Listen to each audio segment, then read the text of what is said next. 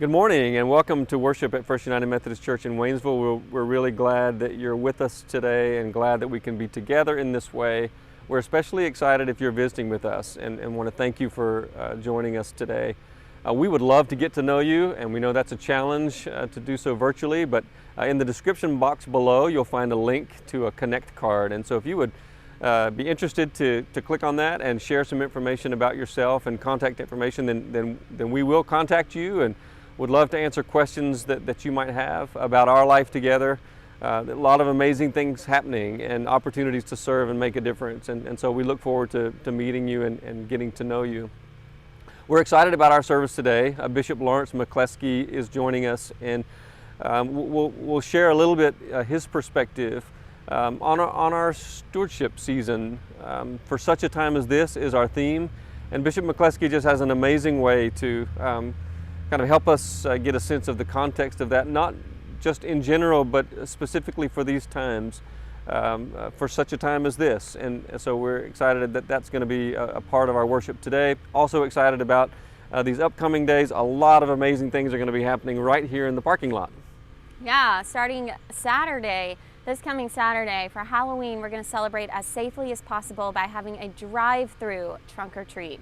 So our large parking lot will be lined with volunteers and decorated trunks. They all have treats they're ready to give to you through a cardboard tube. Everyone will be wearing masks. You'll stay in your car. There will be an opportunity to get out for a photo. But we hope you'll join us one way or another, whether you're a trick-or-treater or a volunteer. We would love to have as many trunks as possible. So in the description below, you're welcome to email me if you're interested in doing that. We also need lots of candy and treats. So feel free to drop by a bag of individually wrapped candy to the church office at any point this week. And the very next day, November the 1st, we've designated as our Pledge Sunday.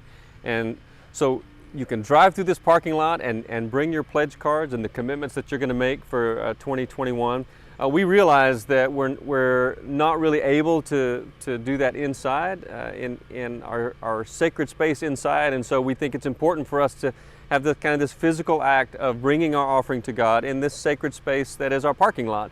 And so the entire staff will be here, and we have a gift for you. It's going to be a mask with our church logo on it, so we're really pumped about that, and we know you're excited too. And we have found it to be very meaningful to see you, even with a mask on and even from a distance. And so we're really excited and hope that you're able to drive by with your pledge card on November the 1st. Also this Sunday, November 1st, is All Saints Day, which is the day that we set aside to intentionally honor and remember the saints that we have lost within our congregation this year. And so we will have 3 ways for you to celebrate with us.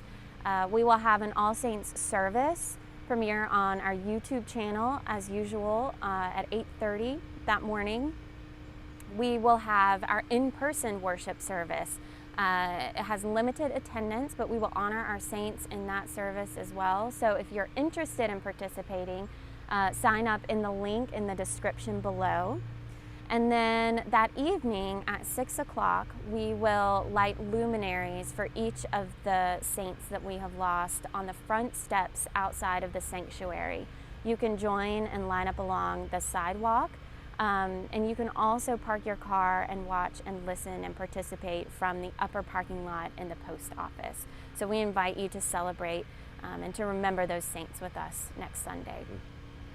So there's a lot ahead of us, beginning with today and the worship of the Lord. So let's worship God together.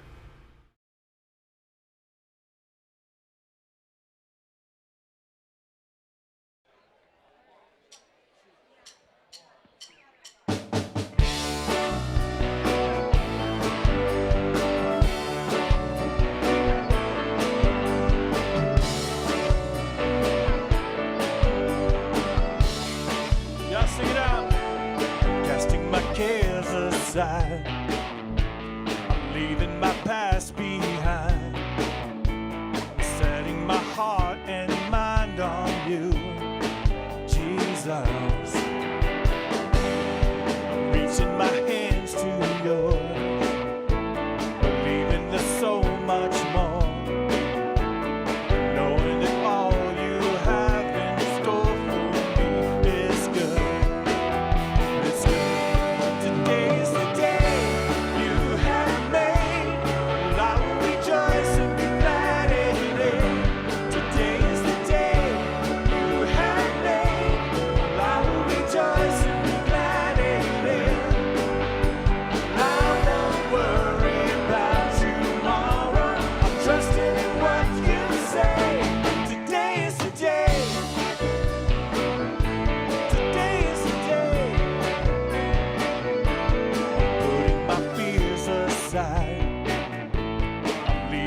doubts behind.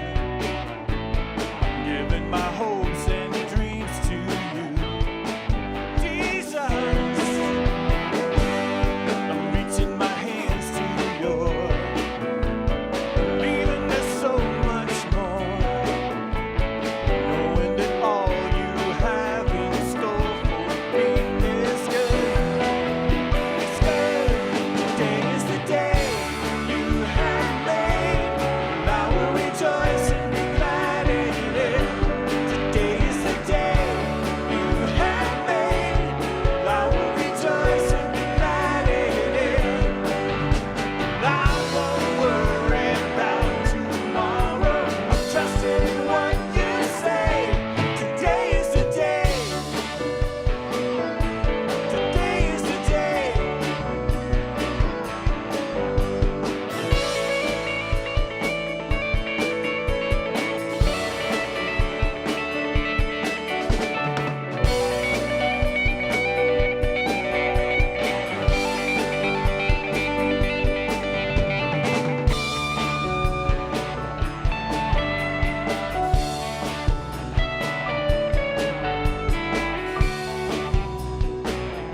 All right, this is the part we need you guys to sing it out.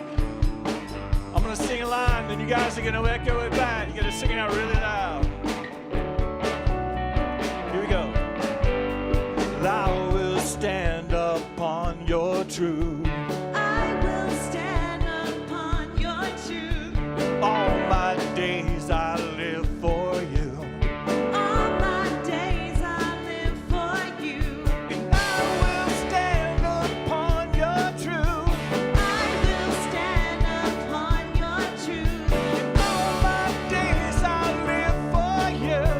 All my days I live. Today is the day you have made, and I will rejoice and be glad in it. Today is the day you have made, and I will rejoice and be glad in it.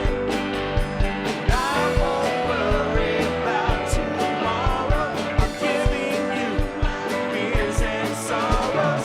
Where you lead me, I will follow. I'm trusting in what you say. Today is the day.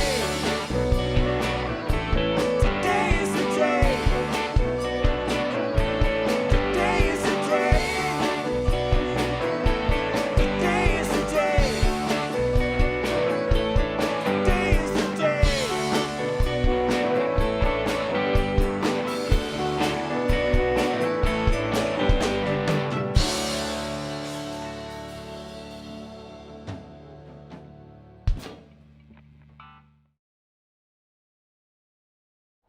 One of our most well-loved and well-known hymns is Come Thou Fount of Every Blessing. It was written in 1758 by a British Baptist, interestingly, and it begins, Come Thou Fount of Every Blessing, tune my heart to sing thy grace.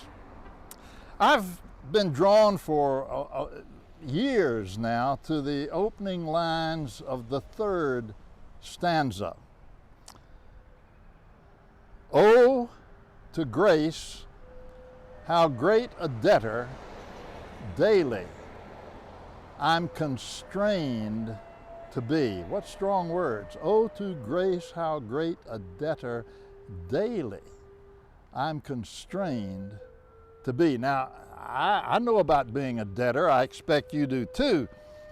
In debt, obligated, owing something to somebody for something. But what about being a debtor to grace? Think about that with me for just a minute or two. Oh, to grace, how great a debtor daily I'm constrained to be. I believe that being a debtor to grace is the most powerful motivator for gratitude that I can imagine. I'm thinking about gratitude for blessings that we don't often think about maybe. but that come to us just because we get up in the morning. Because of blessings that have come from beyond myself and because of the generosity, the concern of other people in my life, some of them I've known, some of them I'll never know. But because of them, my life has been enriched for 8 decades. I attended schools that I didn't establish. And I had scholarships from funds that I never collected. I was taught by teachers that I didn't educate. I was encouraged and mentored by persons who chose me. I didn't choose them. Our lives just intersected, and they decided to share their experience and their knowledge and their wisdom with me. Over the years, I have been the pastor or the participant in 10 different Methodist congregations. I never started a single one of them. They were just there. My family was in them. I was appointed to them. We chose to attend this one when I retired. They were there, given just gifts of grace to me. All my life, think about this, because it's true of you as well. All my life, I've been healed by medicines that I did not discover. All my life, I've been nourished by food that I didn't grow or process. All my life, I've drunk water that I didn't create and that I didn't purify. All my life, I've been loved by people that I never asked to love me. And all my life, I've been forgiven by people that I never asked to forgive me. Oh, to grace, how great a debtor daily I'm constrained to be. My indebtedness to grace is something I can never repay. And I only know one way to try to respond to it, and that's through gratitude. So whenever I sing those words, oh, to grace, how great a debtor daily I'm constrained to be, I find myself thinking about all the ways that I have been blessed from beyond myself just because I get up in the morning. And every time I sing those words, oh, to grace, how great a debtor daily I'm constrained to be, I find myself thinking about the ways that I have to extend that grace to others through the expression of my gratitude.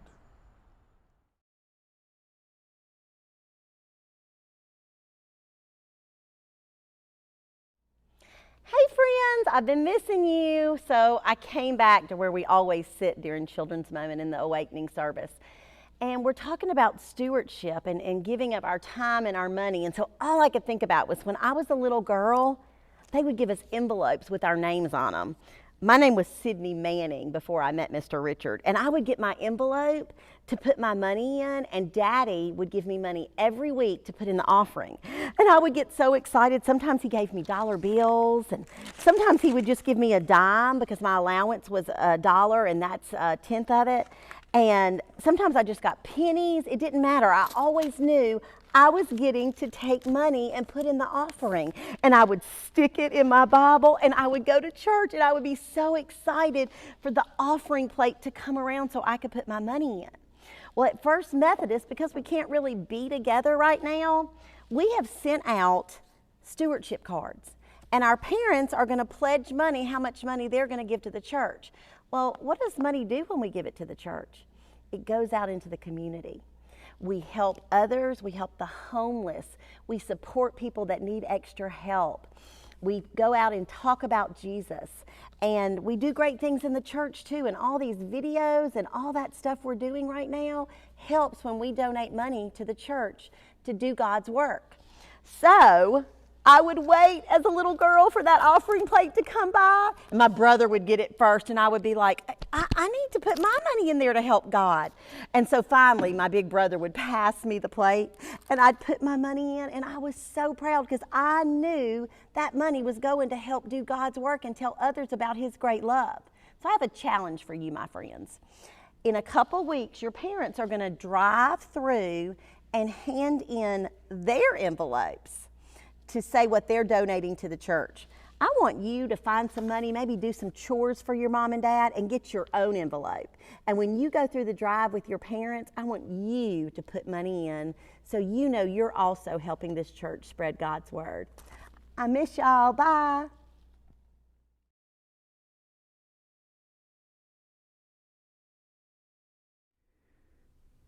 Gracious God, there are so many reasons to be grateful. We give you thanks for the many blessings that overflow in our lives, even those that are hidden or seem to be hidden from our view. We thank you for the many ways in which you are God, overflowing with steadfast love, overflowing with blessing, overflowing with everything that we need. We give you thanks for the ways in which you lead us to one another, that you continue to call us to serve you. And we ask that we would continue to answer your call, to continue to extend radical love to those around us, to listen to your voice and continue to give generously of our time, and to really sit and think and wonder how we might continue to give our gifts, to give of our resources, so that your will be done, and that these ministries that are so important for the life of our community and your life among us can continue to flourish and grow and dream. Because we want to be your people, dreaming your dreams that are far beyond what we could ever imagine. So we ask that you would continue to inspire and to grow us in our faith in you. So let us continue to pray as our Lord Jesus has taught us to pray. Our Father, who art in heaven, hallowed be thy name. Thy kingdom come, thy will be done, on earth as it is in heaven. Give us this day our daily bread, and forgive us our trespasses, as we forgive those who trespass against us. And lead us not into temptation, but deliver us from evil. For thine is the kingdom, and the power, and the glory, forever. Amen.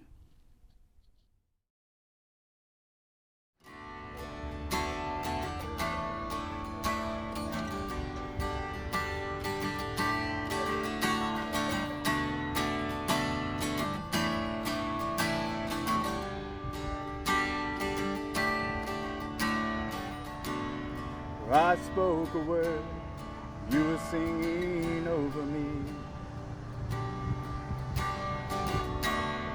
You have been so, so good to me. For I took a breath, you breathed your life in me. You have been so, so kind to me. And oh, the overwhelming, never-ending, reckless love of God. Oh, it chases me down, fights till I'm found, leaves the 99. I couldn't earn it, and I don't deserve it. Still you give yourself away. And oh, the overwhelming, never-ending, reckless love of God.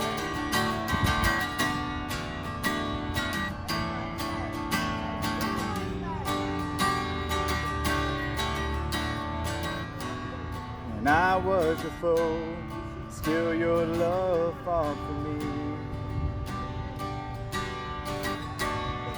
You have been so, so good to me. And I felt no worth, you paid it all for me. You have been so, so kind to me.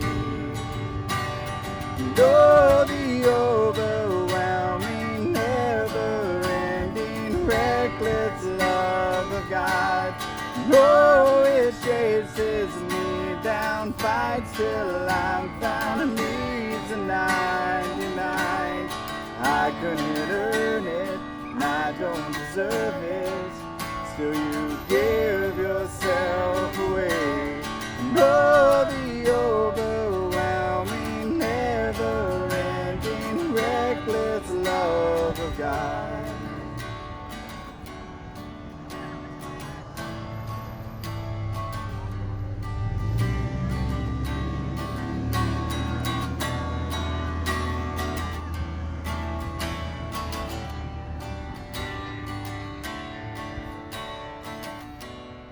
Shadow you won't light up, mountain you won't climb up, coming after me. The wall you won't kick down, wall you won't tear down, coming after me. Shadow you won't light up, mountain you won't climb up, coming after me. Wall you won't kick down, why you won't tear down, coming after me. Oh, the overwhelming, never-ending, reckless love of God. Oh, it chases me down, fights till I'm found, and leaves the 99. I couldn't earn it, I don't deserve it. Still you give yourself away. Oh, the overwhelming, never-ending, reckless love of God.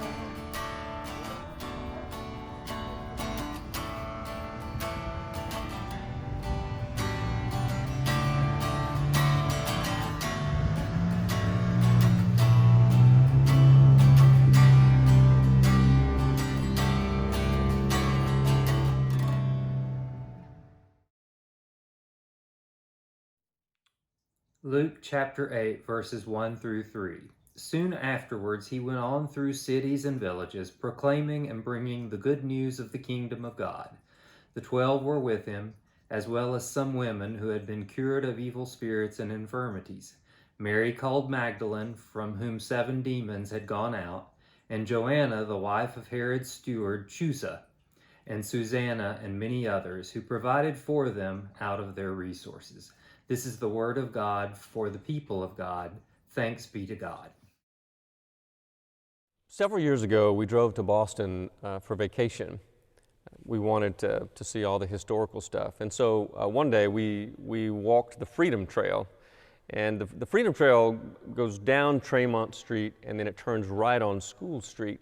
Well, on the corner of Tremont Street and School Street is King's Chapel. King's Chapel was established in 1686, something like that. It was the first Anglican church in New England. You know, John Wesley was an Anglican priest. They are also famous for having the first pipe organ.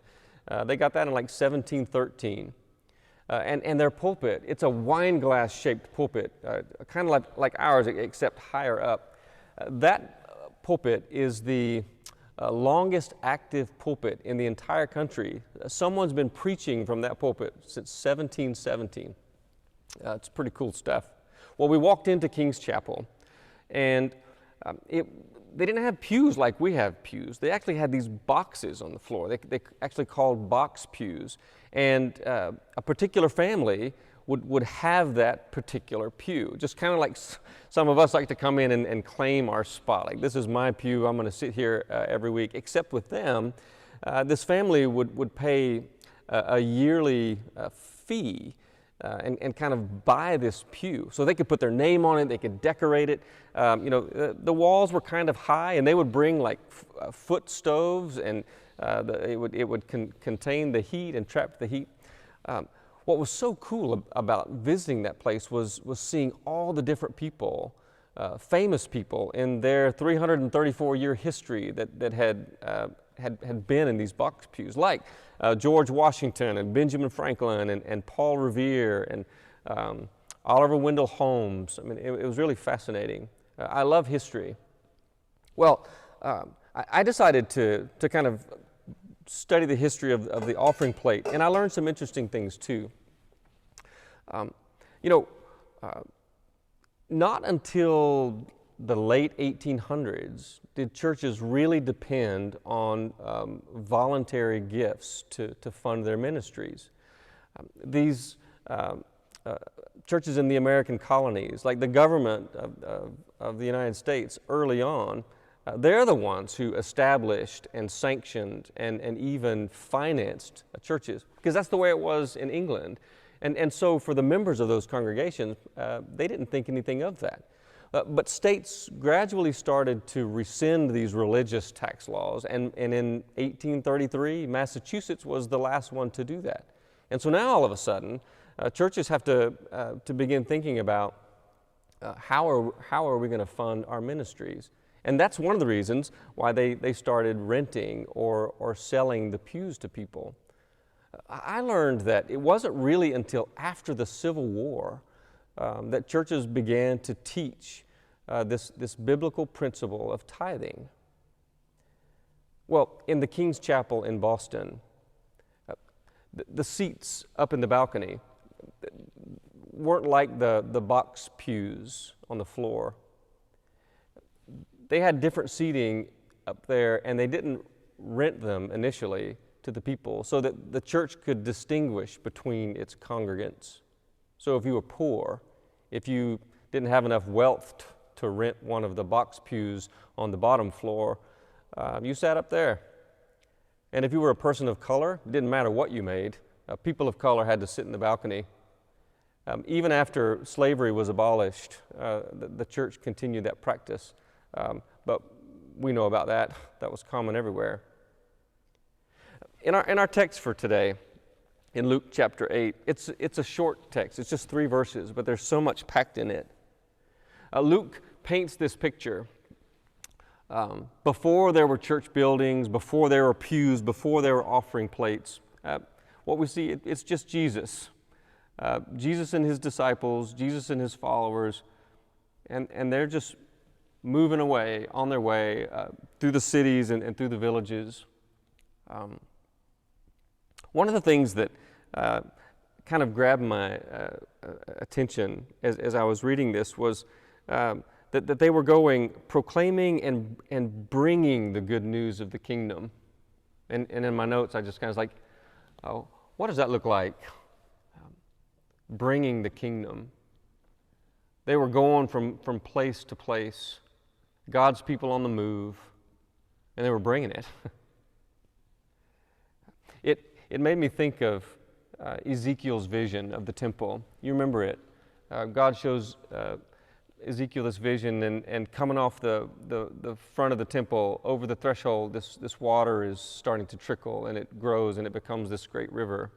It's a powerful image, that this river that flows from the sanctuary, it snakes around, and it goes into the wilderness places, and then it flows into the sea of stagnant waters. Well, when you look at the map, you see that's the Dead Sea. And it says when this river that comes from the sanctuary flows into the Dead Sea, like everything comes to life. The stagnant water, the dead water is no longer stagnant. And it says that in this Dead Sea, there were fish of every kind, like every kind of fish, together in one place. And see, one of the things about this passage, these few short verses that we see about Jesus, is that Jesus brings people together.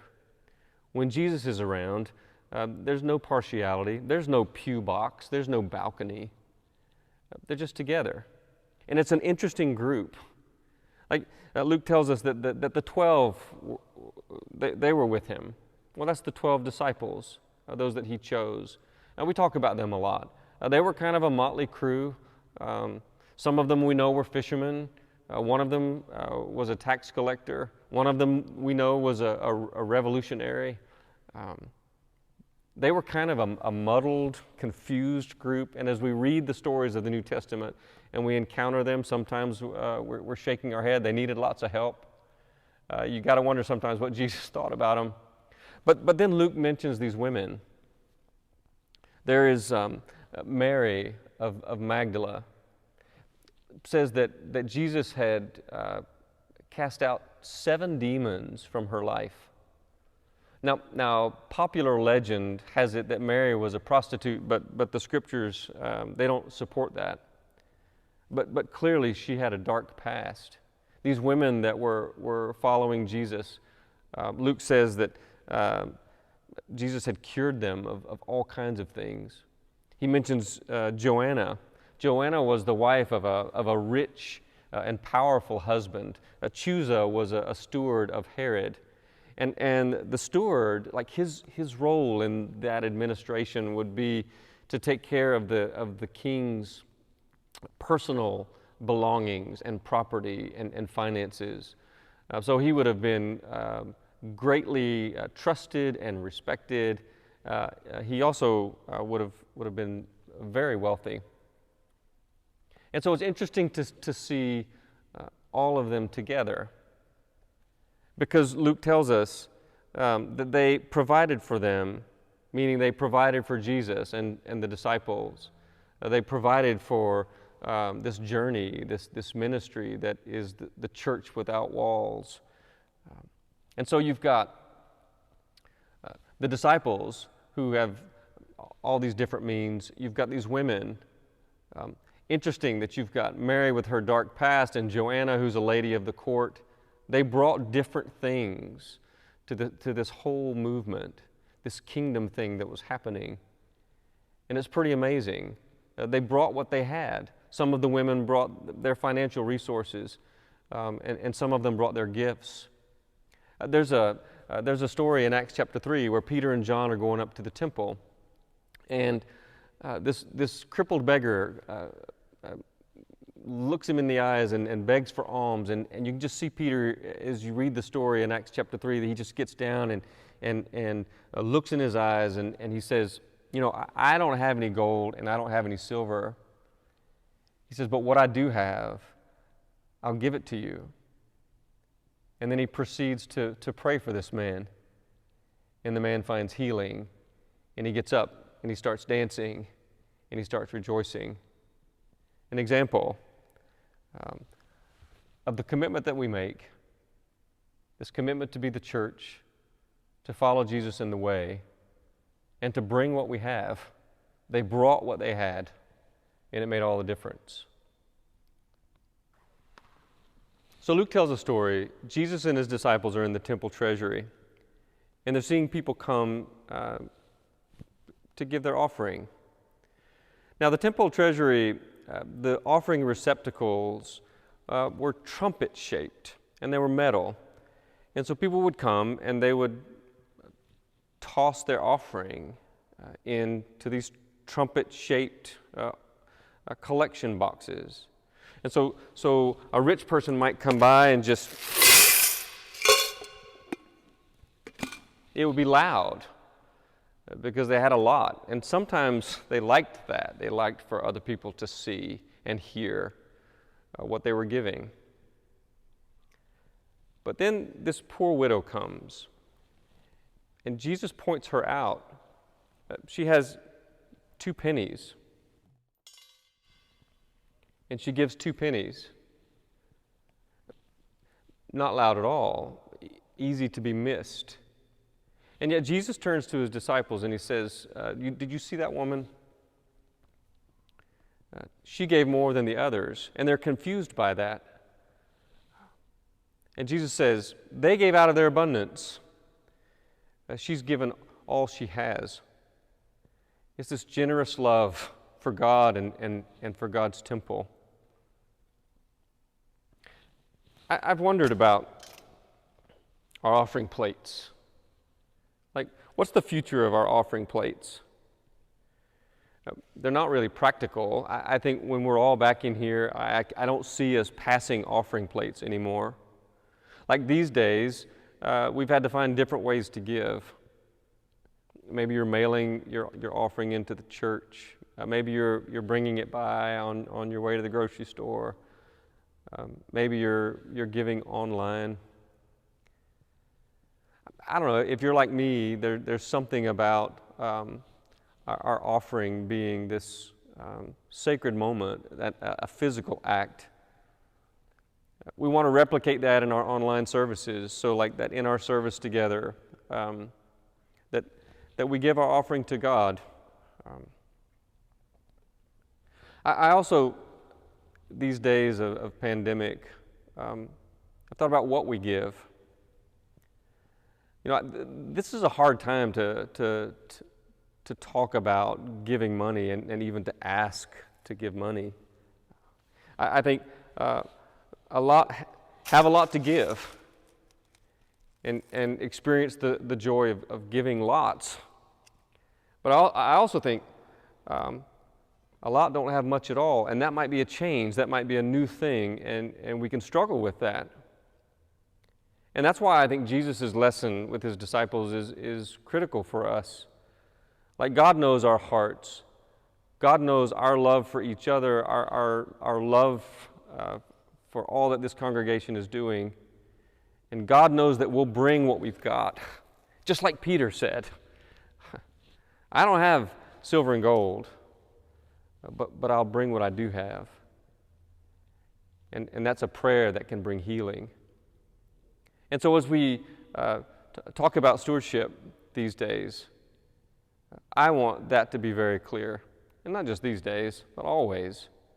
That regardless of where we are on this journey, that we'll know that we're among this group.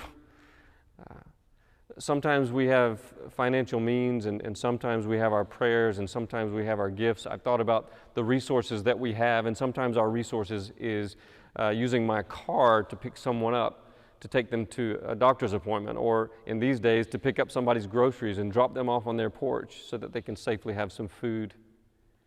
We're finding ways to make a difference, and that matters. November 1st, next Sunday, that's our Pledge Sunday. We do that every year.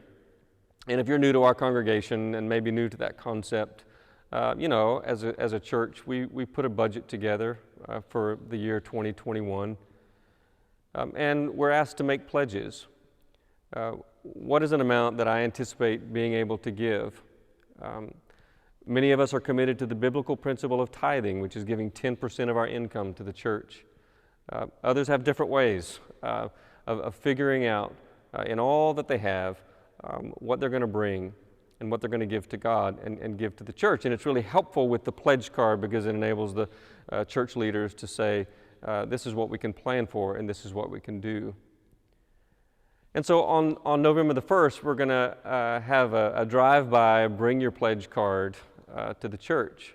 I like that because it's going to be this physical act where I can bring my pledge to God. I kind of hope that, I haven't mentioned this to anybody yet, but it would be cool, wouldn't it? Like if in our cars we could just snake like a river through the parking lot and get to the spot where all of us staff will be. We'll have a gift for you. And it'll be a sacred time. You know, I love being your pastor. I love the way that you lead.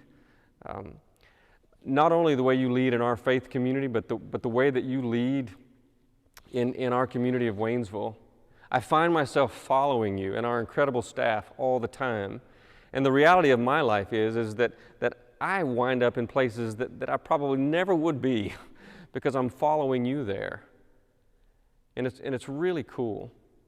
It's really like this river flowing out of the sanctuary, going into desolate places and bringing life. So I want you to know that Shane and I are going to be the first to bring our pledge, that we're all in. We are committed to you. We are committed to this church. We are committed to bringing God's kingdom to our community in every possible way, with our financial resources, with our prayers, with our being present, with whatever it means on any given day for us to be a follower of Jesus. Because we know this, that when God's people are on the move, and when they're bringing it, when they're bringing all they can, then the kingdom of God comes close. It comes really close. And that's not just good news, that's great news. I'm excited to be the church with you. Amen. You give life. You are love. You bring light to the darkness. You give hope. You restore every heart that's broken. Great are you, Lord. It's your breath in our lungs, so we pour out a praise. We pour out our praise. It's your breath in our lungs, so we pour out a praise to you only. It's your breath in our lungs, so we pour out a praise. We pour out our praise. It's your breath in our lungs, so we pour out a praise to you only.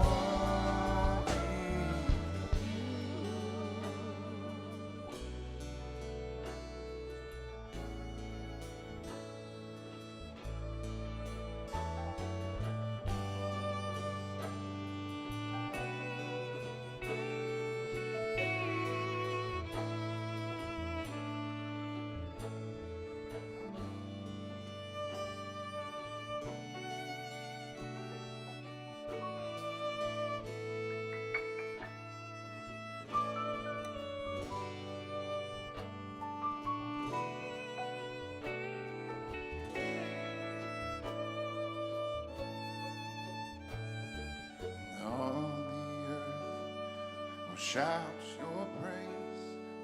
Our hearts will cry. These bones will sing. Great are you, Lord. And all the earth will shout your praise. Our hearts will cry.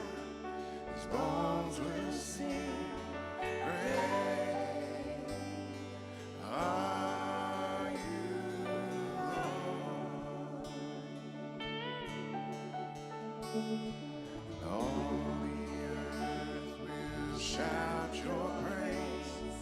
Our hearts will cry. These bones will sing. Great are you, Lord. And all the earth will shout your praise. Our hearts will cry. These bones will sing. Great are you, Lord. Lift your voices. All the earth will shout your praise. Our hearts will cry. These bones will sing. Great are you, Lord. And all the earth will shout your praise. Our hearts will cry. These bones will sing. Great are you, Lord. All the earth will shout your praise. Our hearts will cry. These bones will sing. Great are you. Please stand. And all the earth will shout your praise. Our hearts will cry. These bones will sing. Great are you, Lord. All the earth will shout your praise. Our hearts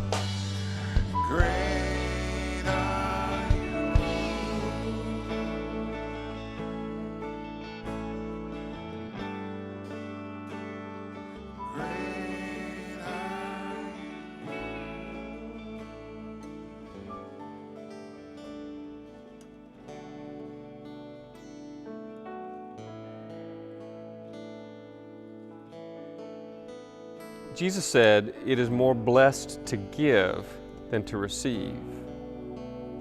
Now, I believe that's true, but I've also been on the receiving end of some amazing generosity.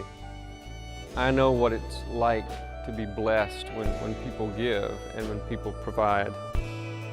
And one thing that I know about the people in our community, they are blessed because they receive from First United Methodist Church. When First United Methodist Church brings it, when First United Methodist Church gives, the world isn't the same. And so as we go today, I pray that we go following Jesus in this way that goes to places that needs the church to go. And that we'll live in this blessedness, in this joy, in this generosity, that will bring it, and that the world will know it, and that the kingdom will be near. God bless you and go in peace.